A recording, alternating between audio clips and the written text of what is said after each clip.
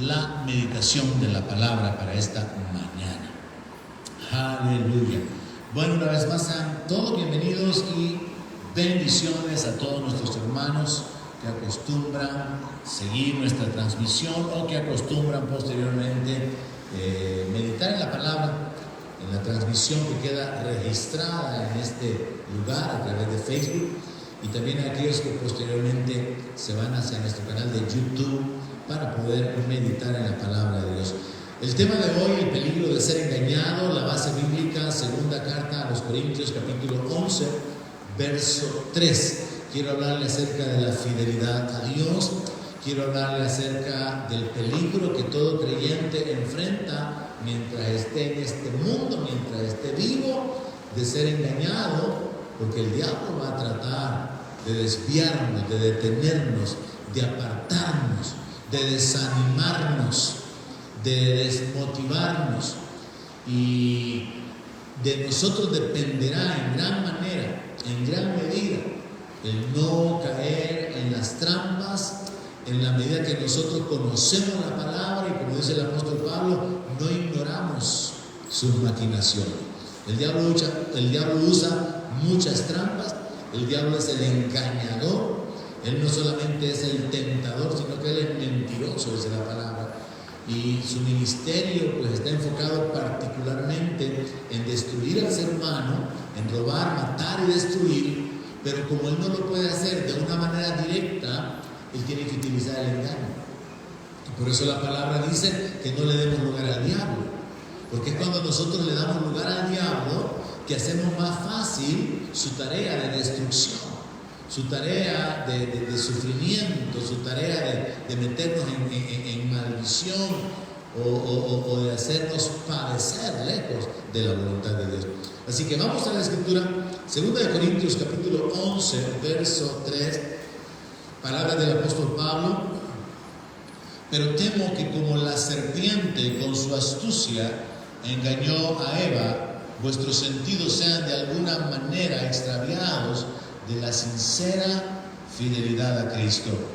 Porque si viene alguno predicando a otro Jesús que el que les hemos predicado, o si reciben otro espíritu que el que han recibido, u otro evangelio que el que han aceptado, bien lo toleran.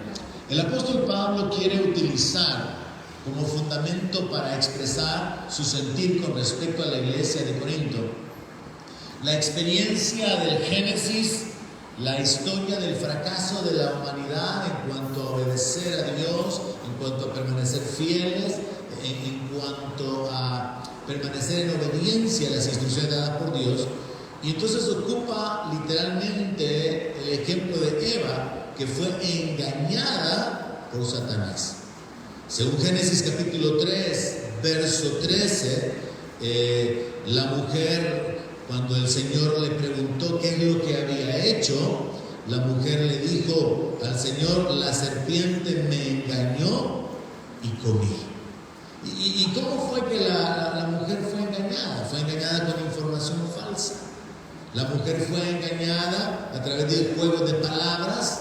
La mujer fue engañada porque el diablo tomó las palabras de Dios, las mezcló con otras ideas, con otras conclusiones, y enredó, por así decir, los pensamientos de Eva, que causaron su desobediencia. Entonces, sobre la base del engaño que el diablo causó a Eva, el apóstol Pablo se expresa de una manera sincera, diciéndole a los creyentes en Corinto: miren, yo tengo un temor por ustedes, y que yo creo que todo pastor puede tenerlo por los miembros de la iglesia. Tengo el temor de que se deslicen, tengo el temor de que se aparten de Cristo, tengo el temor de que no sean fieles al Señor, tengo el temor de que se estén engañando a ustedes mismos. Y entonces el apóstol Pablo se expresa en el sentido de que él quiere despertarlo, y es importante, ¿verdad?, el poder despertar la conciencia, el poder animar a las personas hacia un esfuerzo, hacia una dedicación por todo aquello que es eterno. Entonces el apóstol Pablo dice: yo realmente tengo ese temor, que de alguna manera sus sentidos sean extraviados engañados de la sincera fidelidad a Cristo. Y Pablo menciona tres cosas. Pablo menciona que ellos podrían recibir otro Jesús. Solamente había uno. Solamente hay un Jesús verdadero. Pero dentro del propósito del diablo de engañar, él ha levantado a muchos falsos cristos. Se han levantado muchos Jesús. Entonces Pablo habla acerca de que ellos pueden ser engañados recibiendo a otro Jesús, recibiendo otro espíritu, recibiendo otro evangelio. Recuerdo que hace algunos años ministramos a una hermana, miembro del Ministerio de Enseñanza, que ella decía que Jesús le hablaba y que Jesús la guiaba hacia la adoración y que estaba teniendo un problema muy serio, porque cuando ella quería detenerse de la adoración, Jesús le decía que continuara adorando. Y ella le decía: Señor, ya quiero dormirme, déjame descansar. Y el Señor le decía: sigue adorando. Y había como una imposición. Y al final nosotros pudimos descubrir que era un espíritu de error que estaba queriendo manipular, que estaba queriendo controlar la vida de esta hermana. Y ella nos contó de que la última experiencia que había tenido fue en la que en un momento que ella estaba postrada, adorando al Señor, le dijo: Señor, yo quiero irme a descansar, así que te alabo, te adoro y voy a levantarme ahora.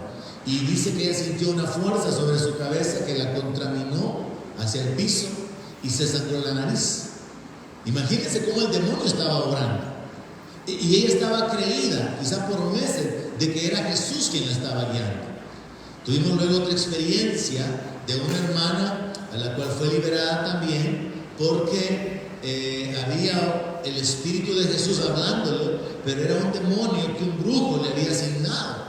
Un brujo le había asignado a ella porque ella no le había hecho caso para tener una relación sentimental. Entonces este brujo había hecho ciertas cosas, la había atado a ella, ella estaba perseverando, pero estaba un poco perturbada, confundida, porque ella creía que era Jesús, que Jesús le hablaba. Porque en ambos casos el Espíritu les decía: yo soy Jesús. Entonces Pablo habla acerca de esta realidad espiritual. Se puede recibir otro Jesús que no es el verdadero. Se puede recibir otro espíritu. Muchas iglesias yo comencé a verlo aquí en El Salvador, luego comencé a verlo en los Estados Unidos, comenzaron a recibir un espíritu que no es el Espíritu Santo. Desórdenes, un éxtasis, una manipulación emocional al principio, pero luego un desorden y experiencias tremendas donde la gente revolcándose, la gente en el suelo, la gente gritando, la gente en desviaciones de los supuestos o en supuestos avivamientos, balando, mugiendo y haciendo toda clase de sonidos como animales, creyendo que el Espíritu Santo estaba llenando la iglesia. Y son muchas congregaciones las cuales han dicho o han testificado: tuvimos una visitación del Espíritu Santo, Dios llenó la casa, pero no era el Espíritu Santo, era otro espíritu. Entonces Pablo habla acerca de ese peligro: recibir a otro Jesús, recibir otro espíritu. Y también podríamos mencionar el hecho de que es muy fácil ahora. Pablo habla en el libro de Gálatas acerca de que no hay otro evangelio, pero que hay algunos que lo han diluido. Es muy fácil ahora tener una mezcla del evangelio. Los mormones tienen un evangelio diferente, los testigos de Jehová tienen otro evangelio, los católicos que leen el evangelio cada domingo tienen otro evangelio. ¿Y cuáles son esos otros evangelios? Son la palabra de Jesús mezclada con otras ideas culturales, religiosas, la palabra de Dios torcida por los indoctos y por los inconstantes, la palabra de Dios que ha sido mal interpretada. Entonces vean lo que el apóstol Pablo está diciendo: yo tengo un temor de que ustedes puedan desviarse, apartarse, detenerse. Tengo el temor de que así como el diablo engañó a Eva, sus sentidos sean extraviados de la sincera fidelidad a Cristo. Como siempre, cada domingo veo algunos dormilones. Procure despertarse y si no lo logra, levántese, vaya a tomar agua o haga algo, porque no vale la pena que usted esté aquí dormido mientras la palabra de Dios, que puede cambiar su vida, está siendo predicada. Así que despiértese esta mañana. Entonces el apóstol Pablo está diciendo que él él está consciente de que por causa de la ignorancia, por causa del mover espiritual, por causa de la operación demoníaca que hay, ellos podrían recibir a otro Jesús que le vengan predicando. Ellos podrían recibir otro espíritu y podrían recibir otro evangelio. Ahora, yo quiero detenerme particularmente en la frase extraviados de la sincera fidelidad a Cristo. Pablo les advierte que pueden ser engañados recibiendo otro Jesús, otro espíritu, otro evangelio, pero lo que yo quiero poner énfasis, hermanos, es en esto. El detalle que realmente importa es la sincera fidelidad a Cristo. La sincera fidelidad a Cristo. Sincera, que no hay fingimiento, no hay apariencia.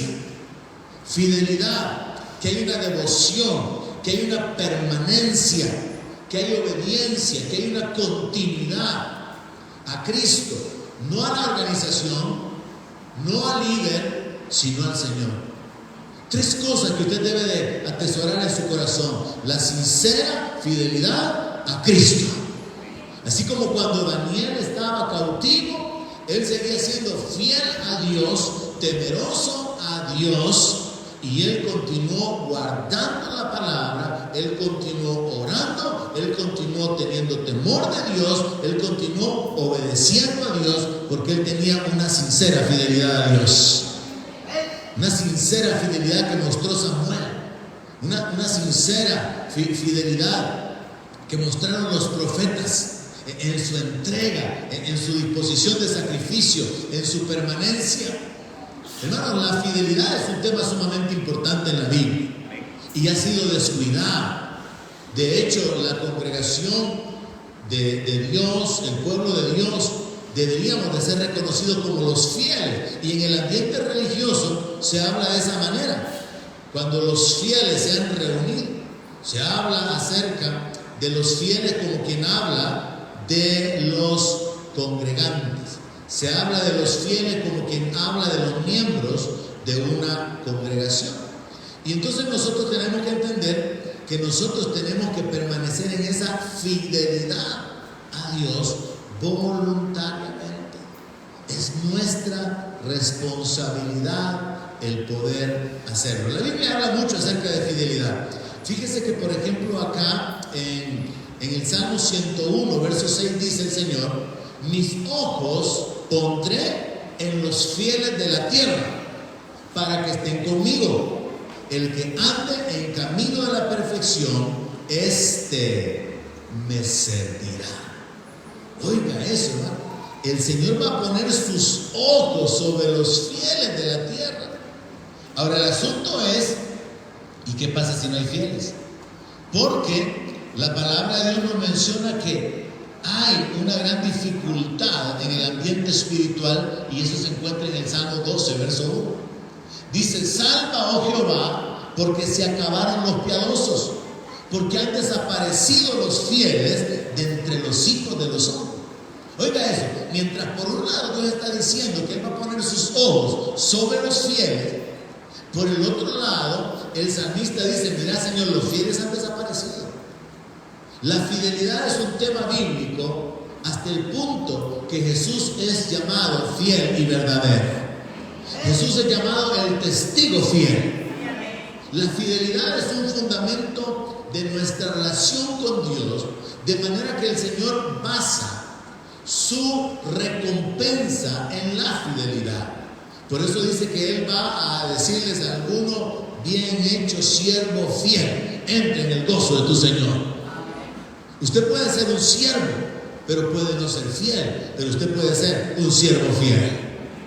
La Biblia dice que el que es fiel en lo poco va a ser puesto sobre mucho. Entonces, la fidelidad es causa de la promoción. La fidelidad viene a ser la causa de ser promovido, de ser levantado. La fidelidad viene a ser base de nuestra relación con el Señor.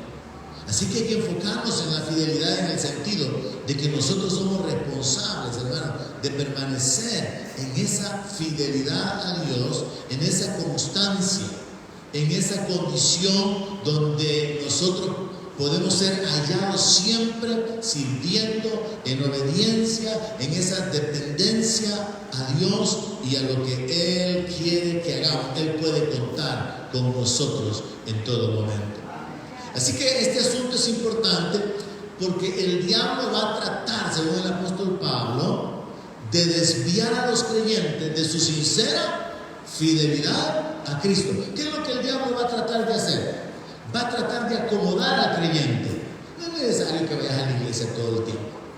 No es necesario que te involucres y que te comprometas. No es necesario que usted esté metido en cada servicio, que esté en todo momento buscando la lectura de la palabra. No es necesario estar orando. El diablo va a desviar, y lo ha hecho, a muchísimos de una sincera fidelidad a Cristo, llevándolos a un estilo de vida de conformismo, a un estilo de vida de estancamiento, a un estilo de vida donde no se está disfrutando de lo mejor de Dios, porque no conocemos su voluntad, no conocemos su carácter, porque nuestro corazón no está realmente así, ansioso, alineado, dependiendo de Dios completamente, sino que así como tuvo que confrontarles el profeta Elías a los judíos, ellos estaban entre dos pensamientos y Elías les dice: ¿hasta cuándo ustedes no se van a detener de vivir de esa manera? Sirviendo a los Baales y sirviendo a Dios. Y Elías tiene que confrontarles y decirles: miren, si los Baales o si Baal es el Señor, pues váyanse y sírvanle. Pero si Jehová es Dios, sírvanle a Él. Entonces, hermanos, la fidelidad es una determinación nuestra. El ser fiel es una determinación personal, es una determinación propia. Según la palabra de Dios, como le repito, hay mucho que la Biblia habla acerca de fidelidad. Por ejemplo, en 1 Timoteo capítulo 3, verso 11, una instrucción para las mujeres cristianas es que sean honestas, que no sean calumniadoras, sino que sean sobrias y que sean fieles en todo. Dios espera que entre su pueblo las mujeres sean mujeres fieles. Y entendamos algo: la fidelidad no solamente tiene que ver con el guardarse sexualmente para con su cónyuge. La fidelidad nos habla de permanencia, de continuidad, nos habla de un interés por guardar, por permanecer responsablemente, tomando el control de todo, guardando la integridad, la relación, los bienes, los intereses de alguien más. Hablando acerca de los hombres, en 2 Timoteo, capítulo 2, verso 2, Pablo escribió: lo que has oído de mí ante muchos testigos, esto encarga a hombres fieles, que sean idóneos para enseñar también a otros. Pablo está diciendo: se necesitan hombres fieles. Se necesitan hombres que sean idóneos para poder enseñarle la palabra a otros. Entonces la Biblia nos habla mucho acerca de la fidelidad. La Biblia nos habla mucho acerca de que Dios es fiel. Dios es fiel y Él no cambia. Y aunque nosotros seamos infieles, Él sigue siendo fiel, porque Él no cambia. Pero el trato de Dios y la bendición de Dios es para con los fieles. Por eso la palabra menciona de que Él va a poner sus ojos sobre los fieles de la tierra para que estén con Él. Salmo 101, verso 6. Mis ojos pondré en los fieles de la tierra para que estén conmigo. El que ande en el camino de la perfección, este me servirá. Mire, hermano, si Dios va a poner sus ojos en los fieles, la pregunta es: ¿lo va a poner sobre mí? ¿Lo va a poner sobre usted? ¿Está Dios tomándolo a usted en cuenta como parte de los fieles? Yo he hablado en términos humanos acerca de fieles en congregarse muchas veces. He hablado acerca de ser fieles en cuanto al servicio, ser fieles en cuanto al apoyo de la obra. Pero esto solamente es la punta del iceberg. El congregarse, el servir, es solamente lo visible de su relación con Dios. Pero debajo, detrás de eso, hay toda una vida en lo secreto, donde usted permanece siendo fiel a Dios, donde nadie lo mira. Usted permanece siendo fiel a Dios, fiel a sus principios, fiel a Dios en cuanto al temor, fiel en cuanto al conocimiento de la palabra, a aquellos valores espirituales que usted ha recibido, y usted sigue siendo fiel a eso, así como Daniel, que no quería ni contaminarse con la comida que le habían estado proponiendo, le habían ofrecido de parte del rey. Ser fieles, hermanos, es muchísimo más que congregarse, servir y sostener la obra. Tiene que ver con una vida donde en nuestro corazón cada día hay una dependencia, un temor y una inclinación a obedecer a Dios. Ser fiel significa que yo voy a continuar, que yo voy a permanecer, que se puede contar conmigo. Y ahí es donde resulta entonces interesante el texto que menciona que han desaparecido los fieles. No hay fieles. En el mundo, si se habla acerca de la sexualidad, del matrimonio, de las parejas, se vive en ese libertinaje, que se vive en ese mundo de acompañarse, probar, a ver si las cosas funcionan, y si no funcionan, cada quien por su lado. No hay compromiso, no hay fidelidad, no hay entrega, no hay disposición. En el trabajo, mucha gente está involucrada, recibiendo beneficios, siendo sostenida, pero son infieles para con su jefe, para con el dueño de la empresa. La infidelidad se manifiesta en muchas direcciones, pero nosotros deberíamos de enfocarnos en que esto, como una virtud espiritual, principalmente tendríamos que utilizarla en nuestra relación con Dios. Entonces, si el congregarse, si el servir es solamente lo visible, la punta del iceberg, ¿qué podemos pensar de aquellos que no son fieles ni siquiera en lo visible? Mucho menos van a ser fieles en su corazón, en aquello donde no hay nadie viéndole, en aquello cuando la persona puede decidir vivir a su manera. David decía por su parte que él caminaba en la integridad, en los secretos de su casa. Es decir, cuando nadie lo miraba, cuando nadie lo veía, él continuaba siendo íntegro, él continuaba caminando en el temor de Dios, porque él era fiel al temor a Dios, como José, que cuando la mujer de Potifar quiso acostarse con él, le dijo: yo cómo voy a pecar contra tu marido, y voy a pecar contra Dios, porque era fiel a sus principios, era fiel a Dios, fiel a los mandamientos, mantuvo ese temor de Dios. Entonces sí es posible ser fieles, hermano, pero bajo el enfoque de que el Señor va a poner sus ojos sobre los fieles de la tierra. La pregunta para usted esta mañana es: ¿está mirándolo Dios a usted como un fiel? Mis ojos pondré sobre los fieles de la tierra. ¿Es usted una persona fiel a Dios? ¿Es usted una persona constante, confiable, en la que Dios puede, con la que Dios puede contar?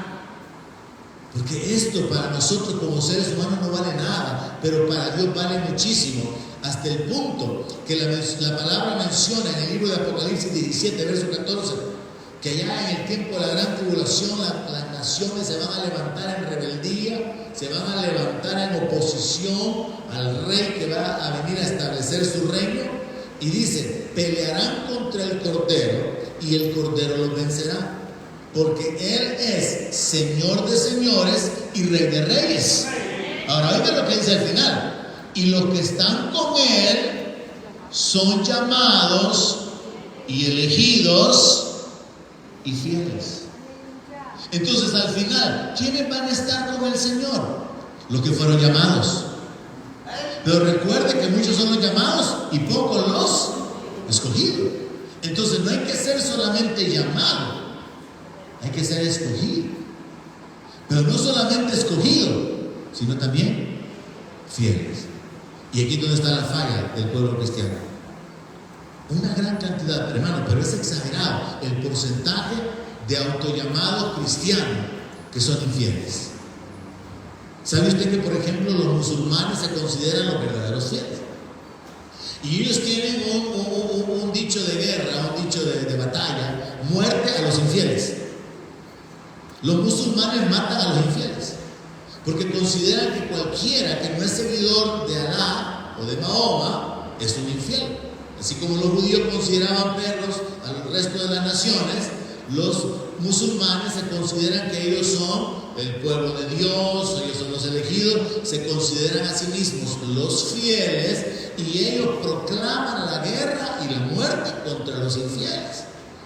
Y ellos son tan comprometidos, como le mencioné también recientemente, en cuanto a la oración, pero es algo mecánico, es algo diabólico. El diablo sí puede mantener a la gente en fidelidad, pero a nosotros nos hace falta entender que voluntariamente tenemos que esclavizarnos al Señor, así como dijo el apóstol Pablo, siervo de Jesucristo, esclavo voluntario, por amor, por agradecimiento, por lo que Él ha hecho en nuestra vida.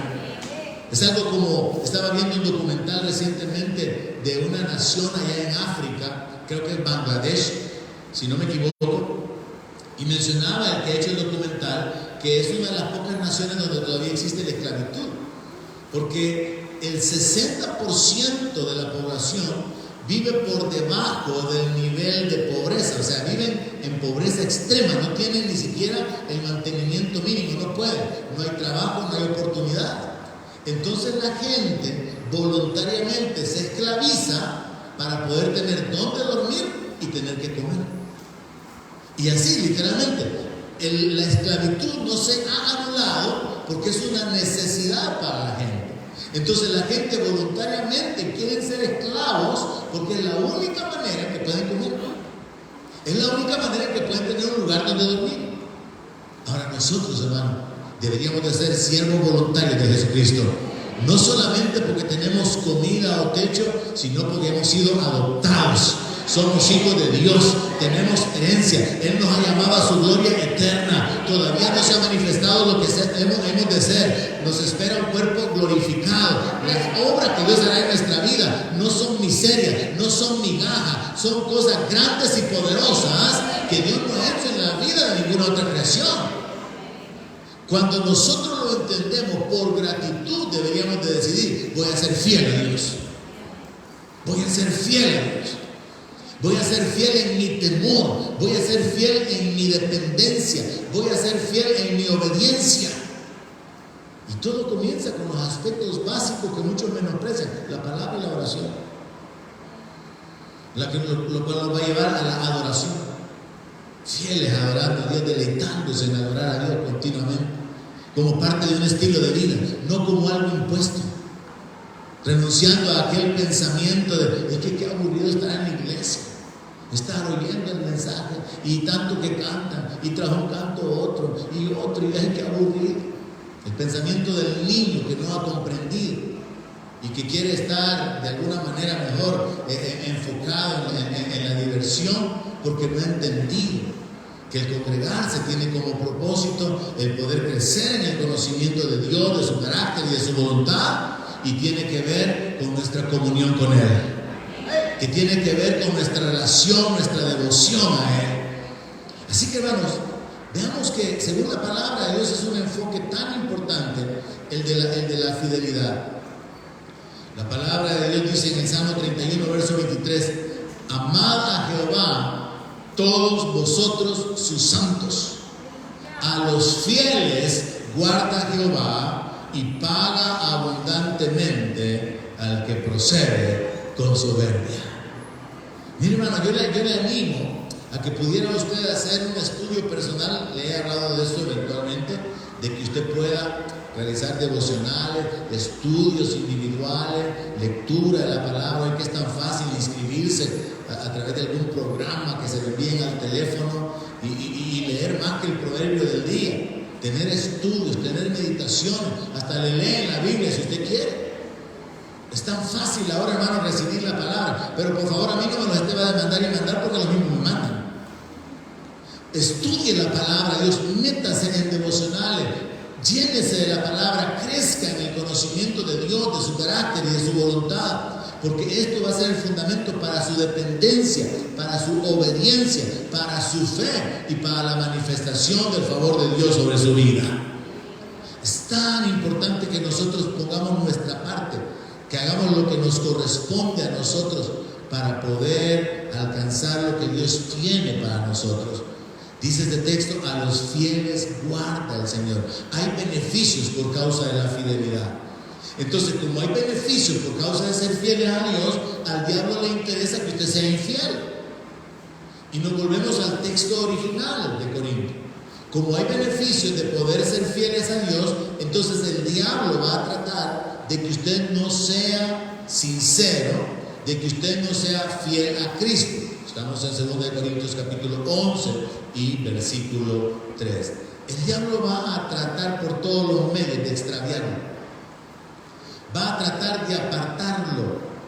Entonces la meditación de esta mañana va enfocada, hermanos, en examinarnos a nosotros mismos y considerar: si Dios tuviera que llamar a los fieles ahora, ¿me llamaría a mí? Si Dios tuviera que encargarle algo a alguien, ¿me llamaría a mí? ¿Podría confiar en mí? Cuando el Señor quiso desechar a Saúl, le mandó a decir por medio del profeta que se había buscado un prójimo mejor que él. Lean en la Biblia. ¡Qué tremendo! Le mandó a decir que había encontrado a alguien mejor que él. Dios dice: yo me voy a levantar un sacerdote fiel en toda mi casa. Dios dice que Moisés fue fiel en toda la casa. Y Jesús también es llamado el testigo fiel y verdadero. Y Dios es fiel y manifiesta su fidelidad y permanece en su bondad. Él permanece fiel a su palabra, a sus promesas. Él permanece fiel en todo aquello que Él ha declarado que va a hacer. Él no puede cambiar. Entonces Dios espera también de nuestra parte que nosotros seamos fieles. Esta mañana usted debería de entender la meditación de la palabra como un llamado a la fidelidad, bajo la advertencia de que el diablo va a extraviar a todos aquellos que se lo permiten. El diablo va a trabajar de muchísimas maneras en extraviar a los creyentes para que el creyente no sea sincero. Y hay muchas formas en las que esto puede ser logrado. Si el ministerio del diablo es engañar, si el fundamento del trabajo del diablo es la mentira y el engaño para tratar de desviar a las personas, para tratar de acomodar a las personas a un estilo de vida que no es agradable a Dios, nosotros tenemos que conocer cuáles son las estrategias o las maquinaciones que el diablo utiliza. Pablo habla acerca de recibir otro espíritu, y ya puse ejemplo: iglesias recibiendo otro espíritu. Pablo habla de recibir otro evangelio. Y hay muchísimas iglesias que tienen un evangelio leudado. No es la palabra de Dios lo que están predicando. Están predicando las revelaciones del apóstol, están predicando la interpretación torcida de un maestro, no están predicando la palabra. Pablo habla acerca de recibir otro Jesús. Entonces Pablo habla del peligro espiritual. Pero aparte de ese peligro espiritual, nosotros podemos encontrar en la misma escritura que hay otros aspectos que nosotros podemos considerar que el diablo puede utilizar, y tenemos que estar sabedores, conscientes, alertas, despiertos con respecto a esto. Número 1, el pecado. Hebreos capítulo 3, verso 12. Hebreos capítulo 3, verso 12 dice así: miren, hermanos, que no haya en ninguno de ustedes corazón malo de incredulidad para apartarse del Dios vivo. Antes, exhórtense los unos a los otros cada día, entre tanto que se dice hoy, para que ninguno de ustedes se endurezca por el engaño del pecado. El pecado es engañoso. Y Pablo dice: hermanos, tienen que tener cuidado ustedes, porque uno puede ser creyente por años, pero de repente la incredulidad comienza a crecer. La incredulidad comienza a tomar lugar en nuestra vida cuando perdemos nuestra comunión con Dios, cuando perdemos nuestra conexión con Él a través de la palabra, la oración. Perdemos entonces el fundamento de nuestra fe, de nuestro temor, de nuestra confianza en Él. Y entonces somos movidos en una dirección contraria hacia la incredulidad. Entonces Pablo dice: miren, tengan cuidado. No vaya a ser que se aparten del Dios vivo. ¿Cuánta gente se ha apartado de Dios? Llegaron al conocimiento de Dios, de su palabra, de sus promesas, nacieron de nuevo, pero se apartaron. O sea, existe el peligro de apartarse. Y el apóstol Pablo nos está hablando de que ese peligro va a suceder en este punto debido al engaño del pecado. Pablo habla acerca de que el pecado tiene el poder de engañar. Y cuando hablamos del pecado podemos considerar lo siguiente: ¿en qué consiste el pecado, el engaño del pecado? en que la gente tiene la idea de que puede pecar y que no van a haber consecuencias. La gente piensa que puede continuar en su estilo de vida secreto, escondido, y no va a pasar nada. Y si se trata de deleite o de disfrute, como cuando la gente cae en las adicciones o en los vicios, la gente tiene una idea muy falsa de ese deleite. Por ejemplo, yo recuerdo cuando antes la publicidad de los cigarros era el hombre Marlboro, el hombre con el bigote, subido en un caballo, el hombre macho, que por cierto era homosexual. Y la imagen de la publicidad era un hombre así, era bien del campo y así, como dijera, una imagen bien masculina de alguien que tiene el control de la vida y que está disfrutando todo.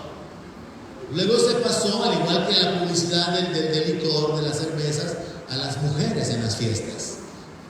Nadie saca una publicidad de una mujer borracha, doblada, tirada, vomitada, porque ese es el engaño del pecado. Da una imagen de deleite, da una imagen de disfrute. Entonces el pecado es engañoso en el sentido de que no va a mostrar la realidad de lo que es. Y entonces la gente puede caer en esa trampa pensando de que nunca van a enfrentar consecuencias.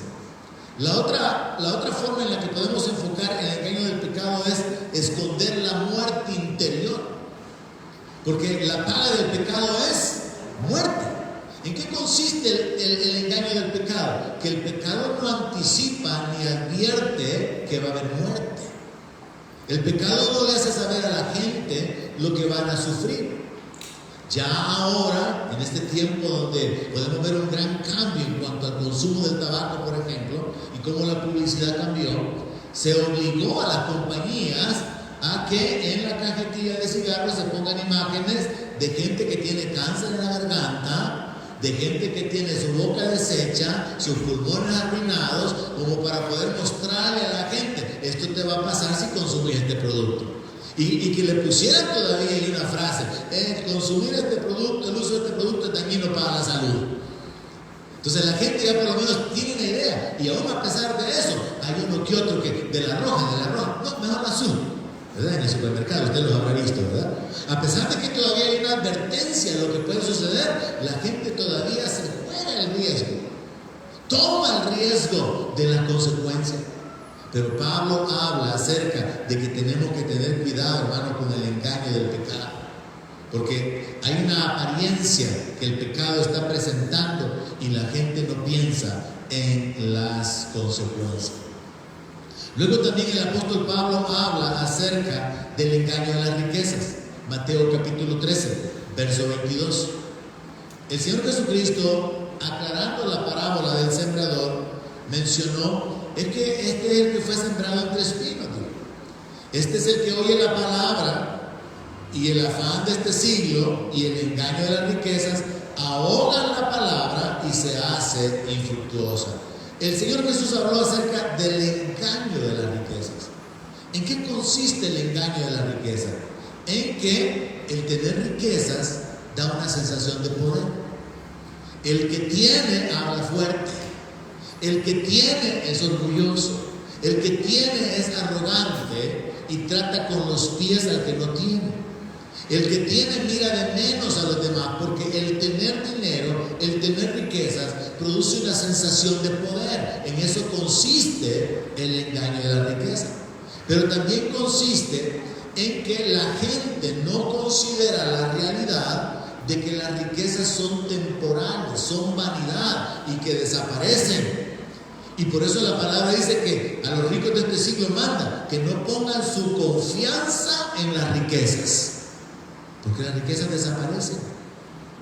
Entonces el engaño de las riquezas es que dan una sensación de poder, hace que la gente piense de que vale la pena acumular y acumular tesoros. Y el Señor Jesús dijo, mejor acumulen tesoros en los cielos, porque ya no hay ladrones, allá no hay pérdida, allá no va a haber nada que pueda corromper sus tesoros. Pero la gente en lo natural, nosotros en este mundo, somos expuestos a ese sentimiento de la seguridad que da el tener dinero.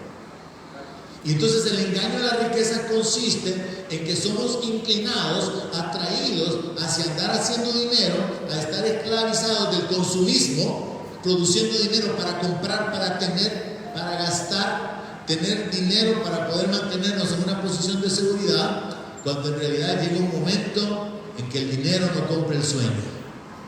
El dinero no puede comprar la salud. El dinero no compra la vida. Y mucha gente con todos los millones que tenga se mueren en la desgracia, y como dice la palabra, ¿qué le dará el hombre a Dios por su alma? Entonces hay un engaño en cuanto a la riqueza, y el diablo va a usar ese engaño para desviar a muchos. Entonces nosotros tenemos que estar alertas, despiertos.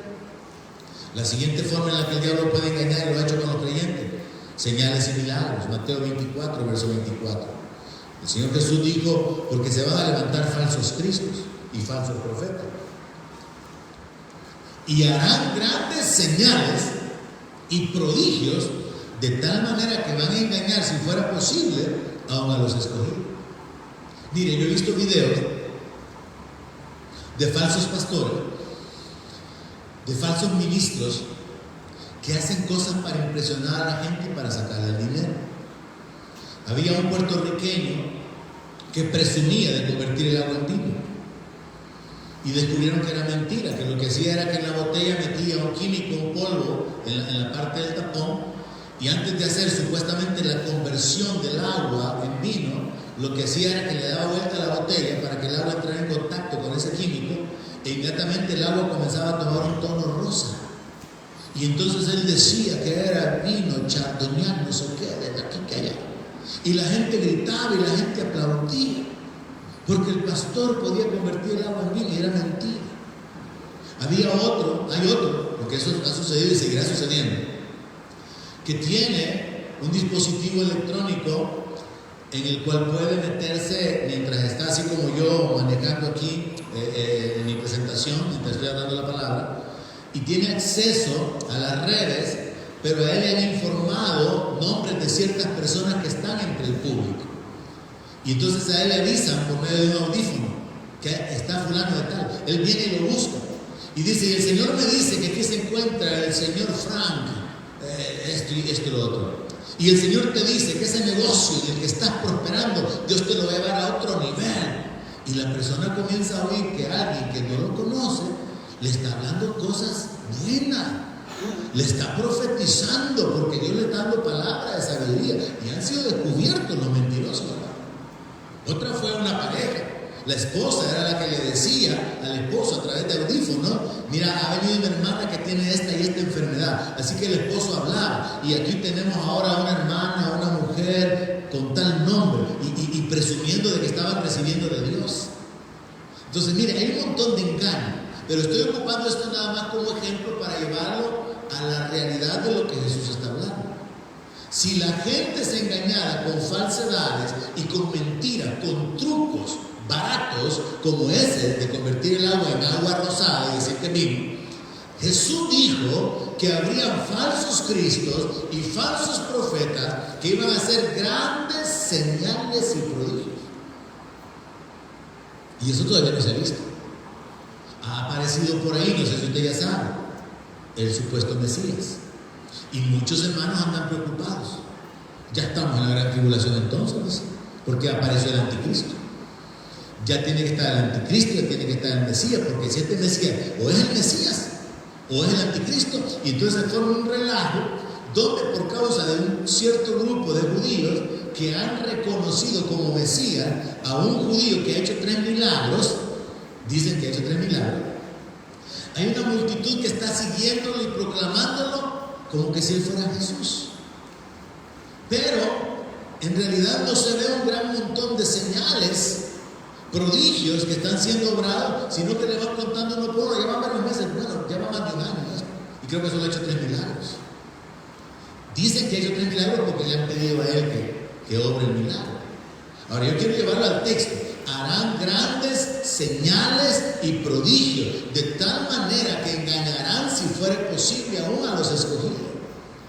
Yo pienso que los escogidos que no pueden ser engañados son los que son fieles. Los únicos escogidos que no pueden ser engañados son los que, aparte de ser llamados y escogidos, son fieles. Porque estos son los que al final están con el Señor. O sea que de los llamados muchos no reconocen, no responden al llamado. Del llamado hay muchos que son escogidos, llegan a entender la posición que les ha sido dada, pero todavía pueden ser removidos de esa posición en palabras del Señor. Engañarán, si fuere posible, aún a los escogidos. Los escogidos pueden ser engañados. Pero para poder estar seguros de permanecer hay que ser fieles. Fieles a la palabra, fieles a Dios, fieles en nuestro temor. Es que mire, hermano, vivimos en un ambiente tan terrible, tan horrible ahora. Y no se trata únicamente del mundo, no es el asunto de la política, no es el asunto de la economía, no es el asunto de la religión, sino el asunto de lo espiritual. Donde iglesias en los Estados Unidos han tomado la bandera de la diversidad de género, donde se ha abierto el evangelio diluido, derribando un montón de fundamentos, como el del matrimonio, como el de la autoridad del Señor Jesucristo. Se derriba lo fundamental y se sustituye por un montón de mentiras. Y se está viviendo en ese ambiente de entretenimiento, en ese ambiente de predicar cosas que no son la palabra de Dios. Y la gente está siendo engañada, entretenida, desviada. Y eso es algo peligroso. Gracias a Dios nosotros acá, por causa de ser un país tercermundista, las olas de la corrupción, ¿verdad? Las olas de la maldad nos llegan nada más así, un poquito. Porque hermanos, en Europa, en Holanda, en Francia, en España, hay una corrupción, hay una inmoralidad, pero terrible. En los Estados Unidos hay un mover espiritual, un mover satánico de engaño, donde la gente está recibiendo otro espíritu, donde la gente está siendo movida por falsos profetas, falsos apóstoles y creyendo un montón de mentiras. Y es por eso que el apóstol Pablo escribió: yo tengo este temor. Yo tengo el temor de que así como el diablo engañó a Eva y la hizo caer en pecado, la hizo caer en desobediencia, causó la separación, también el diablo pueda extraviarlos a ustedes de la sincera fidelidad a Cristo. Entonces yo pienso, si hay gente que es engañada con falsos milagros, y ahora, hermano, cuando se manifiesten verdaderas señales, cuando esta gente se manifieste y haga señales y prodigios verdaderos, porque recuerden que así como Moisés pudo hacer por el poder de Dios que la vara se convirtiera en serpiente, también los magos de Egipto lo hicieron. Y de eso yo no estoy viendo a nadie, no he encontrado a nadie ahorita que esté haciendo milagros, señales y prodigios engañosos. He encontrado gente haciendo trampa, he encontrado gente haciendo trucos, pero no señales y prodigios, no con el respaldo del diablo, con manifestaciones donde de veras se pueda ver que esta persona está operando por un poder diabólico, atrayendo a la gente hacia sí. Se mira toda clase de locuras, de fingimiento. Hay un supuesto pastor en África que le llevan un muerto y lo llevan en el cajón. Y pasó igual que cuando la policía detuvo a aquel que se llevaba transportado para Guatemala. El hombre grita, ora, y le dice al muerto que se levante. Y el muerto que está actuando, está fingiendo, abre los ojos, pero tan mal actuado, ¿no?, que abre los ojos y se pone así como sorprendido que lo están mirando. Sale de la caja, el tal predicador hace un gran escándalo de que ha resucitado al muerto y la gente está aplaudiendo y gritando, pero son cosas tan chuecas que no caben dentro de esta calificación de señales y prodigios. Entonces, ¿qué va a pasar cuando aparezca alguien con verdadera señal? Va a arrastrar multitud. Ahora, la otra manera, y es de la que el apóstol Pablo está hablando, la última que quiero compartirle, de la que Pablo está hablando acerca de los sentidos extraviados, son las doctrinas. las doctrinas heréticas. Segunda carta de Pedro, capítulo 2, verso 1. El apóstol Pablo dijo esto, escribió esto: oh Pedro, pero hubo también falsos profetas entre el pueblo, como habrá entre ustedes falsos maestros, que van a introducir encubiertamente herejías destructoras y van a negar al Señor que los rescató. Oiga esto, atrayendo sobre sí mismos destrucción repentina. El apóstol Pedro está hablando acerca de una situación tan particular donde advierte que van a surgir maestros que van a poner al pueblo en un ambiente de confusión tan grande, porque de una manera encubierta van a introducir herejías destructoras. Y algunos van a llegar al punto hasta de negar al Señor que los rescató. Dice el verso 2: y muchos van a seguir sus disoluciones, su carnalidad. Muchos van a seguir su estilo de vida de sensualidad, de pecaminosidad, y por causa de ellos el camino de la verdad va a ser blasfemado. Hay un video, uno de tantos, entrevistan a un pastor homosexual. Yo diría que es un homosexual que quiere ser pastor, porque pastor y homosexual no combinan. Lo entrevistan y el hombre habla acerca de su argumento bíblico de por qué se puede ser pastor a pesar de que es homosexual. Y el hombre que lo entrevista, al final, de una manera muy grosera, lo ridiculiza y le dice: bueno, le dice, el asunto es que según la Biblia, Dios creó varón y hembra. Entonces, si tú tienes pareja, tú eres el hombre o eres la mujer. El hombre se levanta y comienza a maldecir y se retira de la entrevista, porque se sintió confrontado, se sintió retado con respecto a la identidad que él supuestamente tiene. Pero hay mucha gente que está siguiendo ese camino, y es lo que Pedro escribió: muchos van a seguir su disolución. Se vive en un ambiente ahora, hermanos, donde, miren, si quiere que yo resuma de una manera así bien concreta la meditación de esta mañana, hay tanta perdición, hay tanta confusión, hay tanto engaño, que usted tiene que saber que el Señor tiene con Él a los que son llamados, elegidos y fieles. Y si usted quiere ser parte de ese grupo, usted tiene que ser fiel. Renuncie a la infidelidad en la cual ha vivido. Renuncie a continuar con la carnalidad en la que ha vivido. Renuncie a la tibieza, porque los tibios el Señor los va a vomitar de su boca. Advertencias hay claras en la Biblia, pero nosotros vivimos nuestro evangelio como nos da la gana. Y cuando nosotros vivimos de esa manera, Jesús no es el Señor.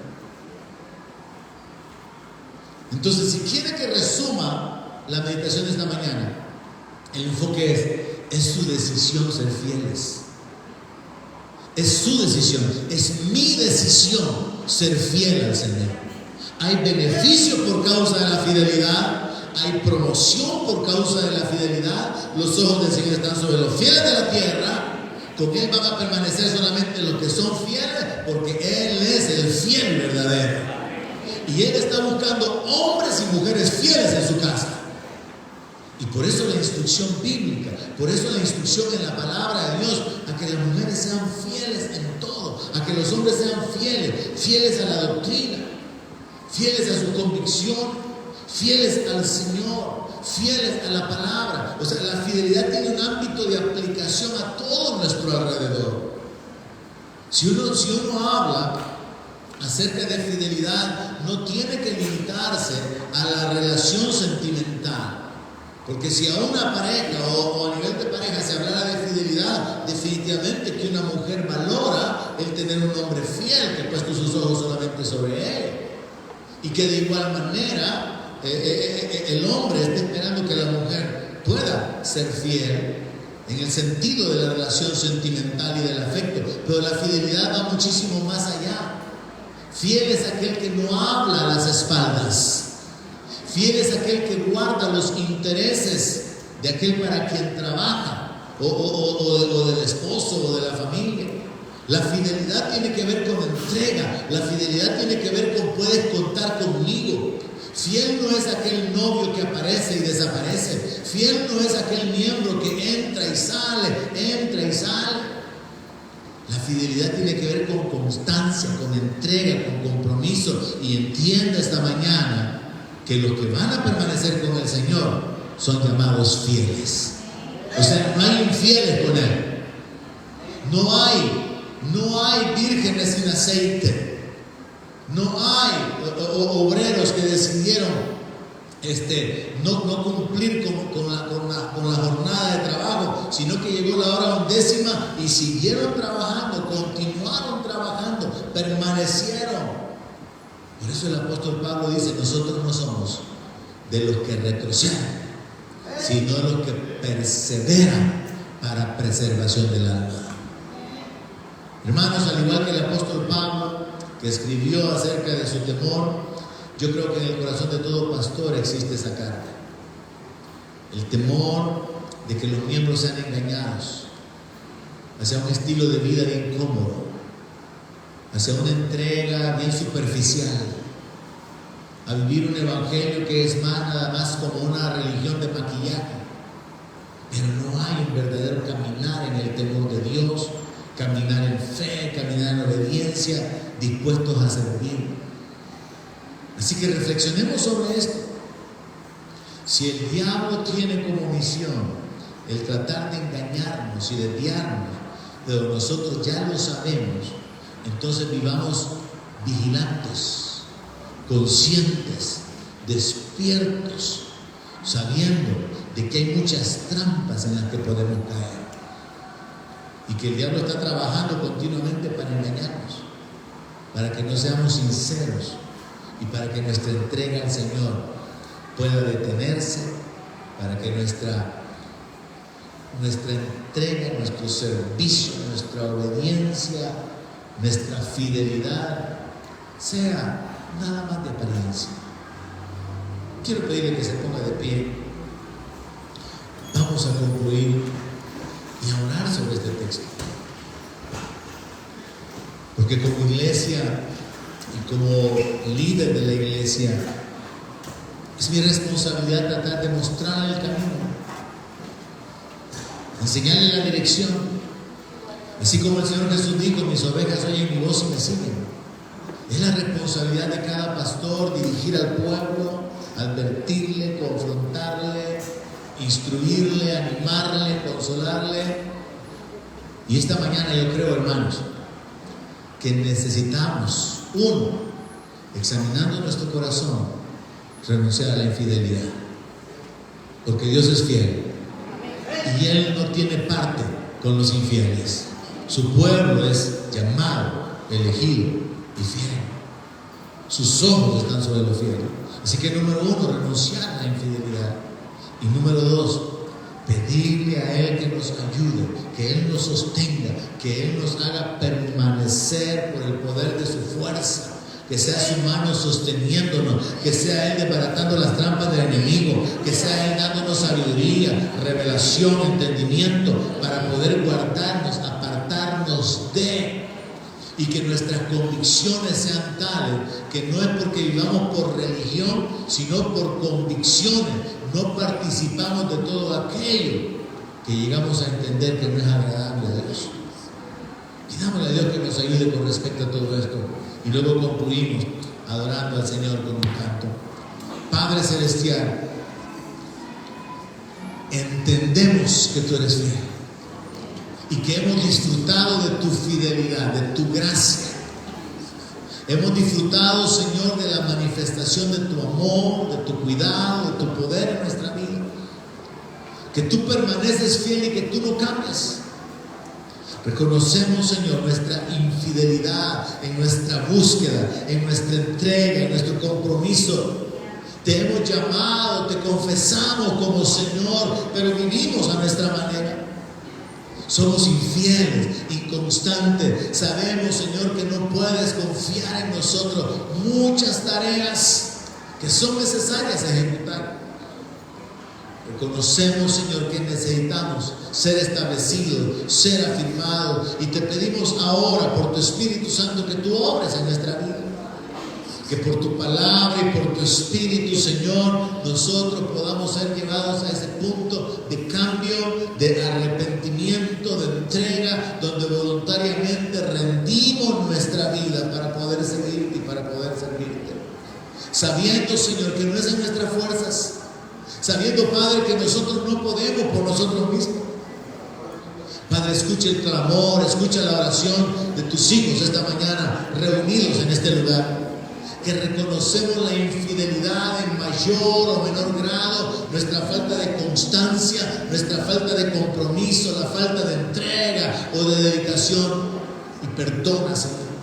Perdona el pecado de la iglesia, perdona el pecado de tu pueblo. Y conforme a tu fidelidad, conforme a tu misericordia y a tu gracia, obra, Señor, esta mañana. Redarguyendo, convenciendo, atrayendo, levantando, fortaleciendo, mostrando el camino para poder establecernos y afirmarnos. Padre, obra en el corazón de hombres y mujeres que te han seguido de lejos. Obra en la vida de aquellos que batallan en su carnalidad, en la vanidad de su mente, pero que ahora mismo renuncian a toda atadura para poder ser fieles, Señor, para poder seguirte a ti, para poder caminar en ese temor, en esa dependencia, en esa confianza de ti donde quiera que van, cada día de sus vidas. Padre, en el nombre de Jesús te pedimos tu ayuda. Como iglesia te necesitamos, Señor.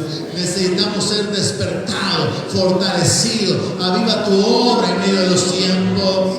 Sé tú, Señor, produciendo el querer como el hacer, por tu buena voluntad, estableciendo en tu propósito, estableciendo en el llamado a tus hijos.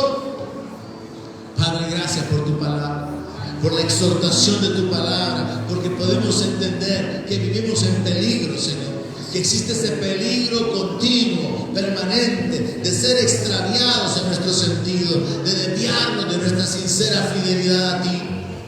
Ayúdanos, Señor, a permanecer con un corazón limpio, a permanecer con un corazón agradecido. Ayúdanos, Señor, limpiándonos y por tu Espíritu Santo obrando en nosotros para reconocer, identificar todas esas áreas en las que estamos dando lugar al enemigo.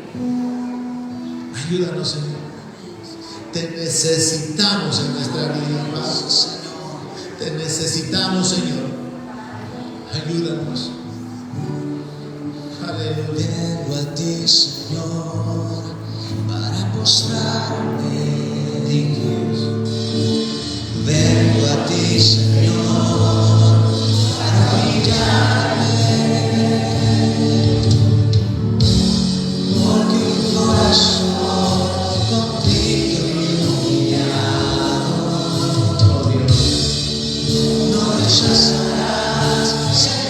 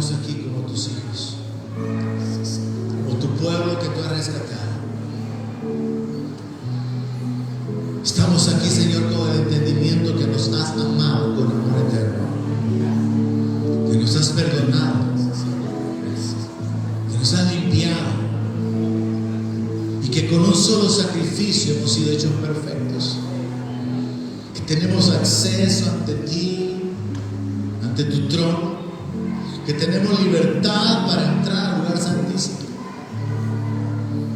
Aquí estamos, Señor, esta mañana,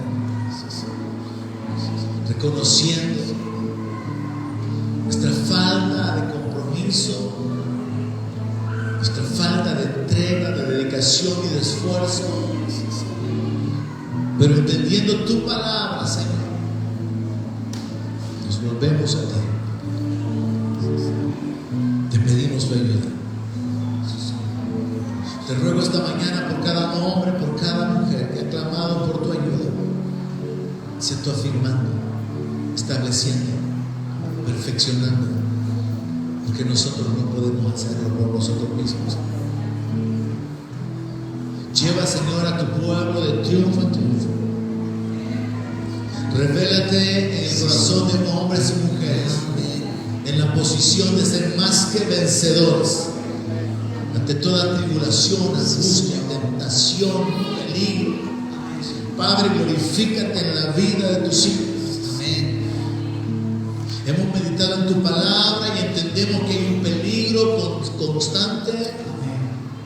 Y te necesitamos a ti, dirigiendo nuestros pasos, nuestras decisiones, nuestra vida, fortaleciéndonos, vivificándonos. Señor, sé tú dando entendimiento. Yo te ruego que seas tú abriendo los ojos del entendimiento a mis hermanos, para que sepan que no hay pretexto que valga, no hay justificación que valga delante de ti, pues tú eres la fuente de los recursos, de la fuerza, de la sabiduría, de la guianza. Sé tú, oh Dios, obrando, pues tú eres el que edifica tu iglesia. Tú eres el que da el crecimiento, Señor. Nos volvemos a ti, dependemos de ti, esperamos en ti, clamamos a ti por tu ayuda, Señor. Y yo clamo a ti, Padre, en el nombre de Jesús, que levantes en este lugar los edificadores, que levantes hombres fieles en este lugar, Señor. Que levantes mujeres fieles a ti, dispuestas, hombres dispuestos, comprometidos. Sé tú, Dios, obrando en el corazón de cada uno. Tú eres el Señor, tú eres el Rey, y a ti te pertenece toda la gloria, toda la alabanza, todo el honor, por los siglos de los siglos. Amén. Aleluya.